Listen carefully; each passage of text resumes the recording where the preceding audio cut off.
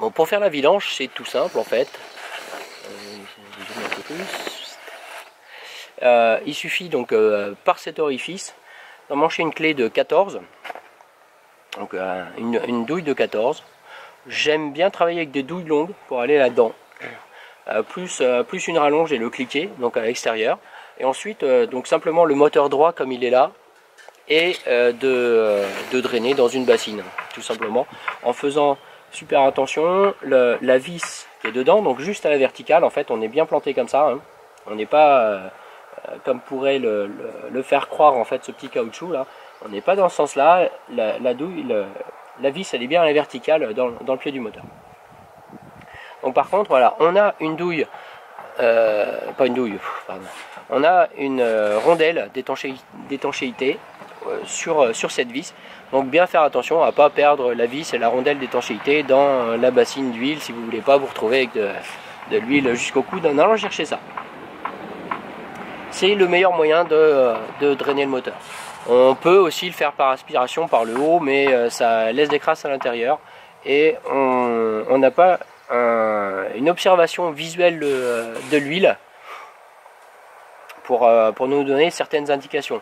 J'ai un des moteurs que j'ai préparé il y a quelques jours où en fait on avait de l'huile et juste en bas de l'huile j'avais un tout petit peu d'eau. Au début je savais pas trop si c'était de l'essence ou de l'eau, mais généralement l'essence même au repos a tendance à se mélanger avec l'huile.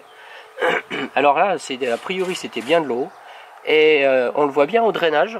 Vous avez donc l'eau qui est sortie d'abord et ensuite notre huile.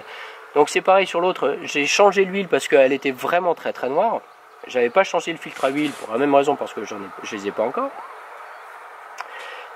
Mais le fait de drainer l'huile a permis de me montrer que j'avais une possible entrée d'eau. Ça peut venir d'un défaut au niveau des plans de joint sur la tête de culasse par exemple.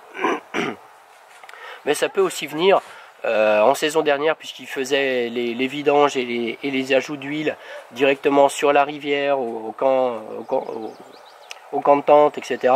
Donc il peut aussi y avoir de l'eau qui a été rentrée comme ça par mégarde, où il suffit qu'il pleuvait, qu'ils ont fait ça en plusieurs fois et qu'ils ont laissé pleuvoir à l'intérieur. Bon, bah, ça peut arriver. Donc j'ai fait juste la vidange sur l'autre pour voir ce qu'il en était. Et a priori j'ai un tout petit peu de maillot dans mon huile sur mon autre moteur, pas sur celui-là. Hein. Et je vais le revidanger dans une semaine. On va tourner un tout petit peu avec. Je vais faire bien attention à ça pour voir si ça s'aggrave ou pas. Et voilà, donc vraiment l'avantage de drainer le moteur par en dessous et non pas de faire une aspiration par-dessus. Une aspiration par-dessus, si vous avez des corps étrangers qui sont à l'intérieur, etc., vous ne les verrez pas. Et vous risquez d'avoir des plus gros problèmes derrière en continuant à utiliser le moteur alors qu'il ne faudrait pas. Tout simplement. Bon, et j'ai pas non plus ici sorti les bougies, puisque les bougies je les ai changées l'année dernière en fin de saison, donc il y a quand même très peu de risques qu'elles soient vraiment abîmées.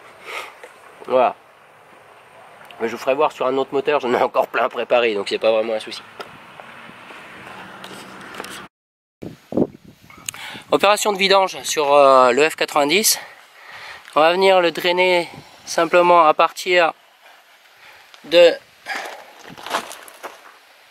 notre bouchon de vidange qui se trouve ici. Donc douille longue de 14. Je préfère une douille longue. C'est aussi faisable avec une douille courte, mais il suffit de donc l'enfoncer à la verticale, bien comme ça, et de débloquer. Ensuite, une bassine dessous, on dévisse.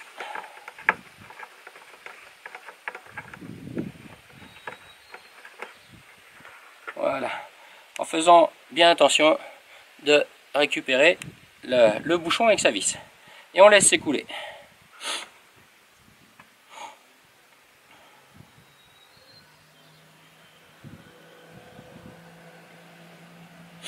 Bien sûr, avant de remettre de l'huile propre, on va vérifier l'état du bouchon en lui-même et de sa rondelle d'étanchéité. Hein.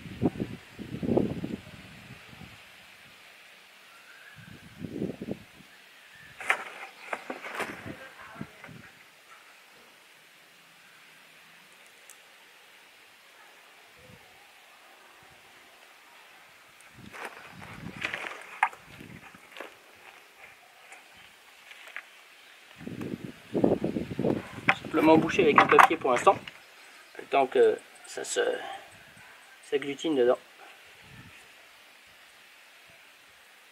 Sauf que ça coule. Donc, on va laisser que ça coule un peu, on va attendre un peu